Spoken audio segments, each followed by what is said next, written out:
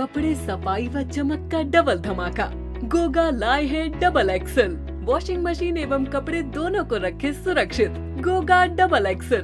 गोगा देता है महंगे कपड़ों को सुरक्षा और आपके हाथों को भी बनाता है कोमल। कपड़ों में लाए चमक।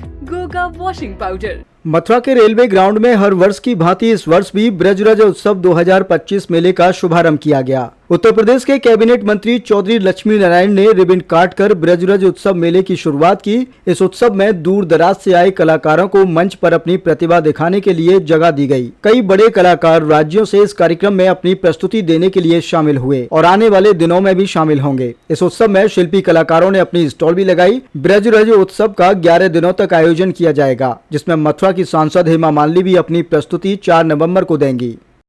और पच्चीकारी है, उस सब का इस मेले में, रेलवे ग्राउंड के मथुरा के इस मेले में आज प्रदर्शन किया जा रहा है। उत्तर प्रदेश सरकार द्वारा ये मेला आयोजित किया जा रहा है। मैं आपके माध्यम से सभी ब्रजवासी भाइयों और बहनों से अनुरोध करूंगा कि आएँ इस मेले में, इस मेले का अवलोकन करें और यहाँ की जो प्रतिदिन शाम को बहुत ही उच्च कोटि की, बहुत ही विश्व स्तरीय जो कलाकार आएंगे, उनकी कला का आनंद लें। बहुत बहुत बधाई, बहुत बहुत धन्यवाद। और इस उत्सव के साथ ही ब्रज उत्सव प्रारंभ हो जाएगा, जो अनवरत 5 नवंबर तक चलता रहेगा।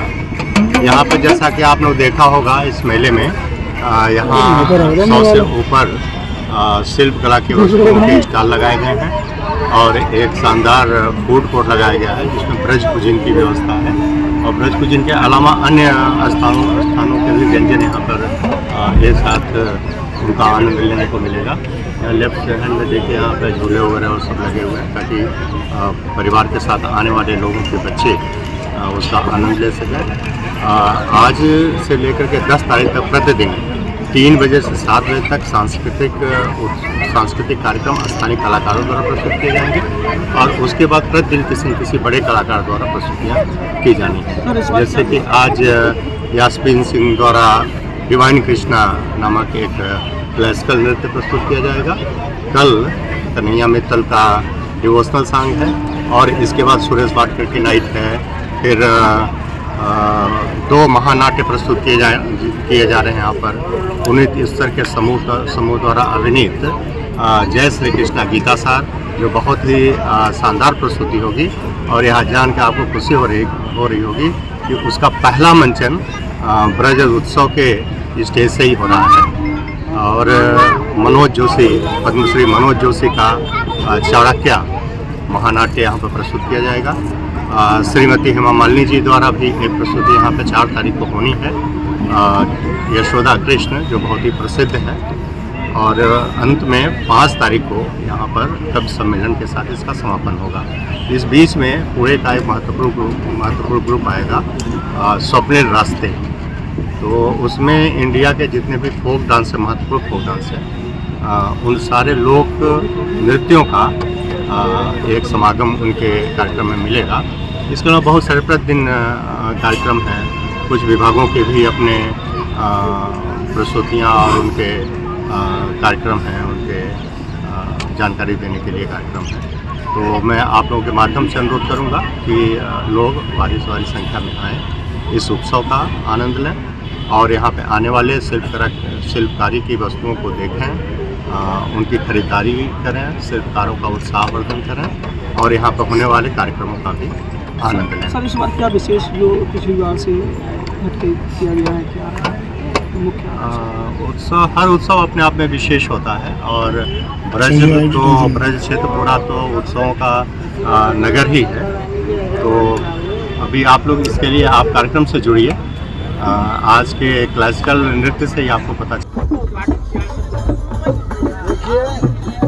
प्रत्येक व्यक्ति के जीवन में यदि संगीत नहीं है तो जीवन मृत प्राय है।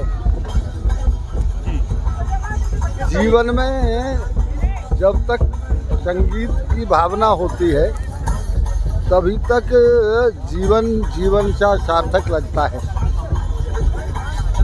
ब्रजरज उत्सव एक उत्तरी भारत का ऐसा प्रमुख उत्सव बन गया है जिसमें केवल ब्रज की विधा जितनी हैं उनके साथ साथ पूरे देश के समस्त प्रदेशों की जितनी संगीत की विधाएं हैं वो सभी लोग यहाँ आते हैं। कवि सम्मेलन हो, चाहे किसी भी प्रकार के भजन हो, चाहे धार्मिक गाने हों, इस तरह के श्रीमती हेमा मालिनी जी विश्वविख्यात सिने तारका हैं, वो भी अपना प्रदर्शन लगभग किसी न किसी रूप में हर साल करती हैं, उनका भी है रहता है। तो ये एक चूँकि ब्रज भूमि संगीत के लिए पहले से ही भगवान कृष्ण ने बंशी बजा के समस्त 84 लाख योनियों के जितने भी जीव हैं सबको अपने वश में किया। बंशी बजा के ही भगवान कृष्ण जब बंशी बजाते थे तो गायें एकत्रित हो जाती थी। संगीत वो विधा है। हमारे यहाँ वैसे भी 14 कलाओं का वर्णन किया गया है। राग, रसायन, नृत्यगत, नटबाजी, वेदंग, तुरी, डकावन, व्याकरण, जाने ज्योतिषंग, धनुष, बाण, रथ, हाँकना, चित चोरी, ब्रह्म ज्ञान, जल तैरन, धीरज वचन, 14 विद्या निदान।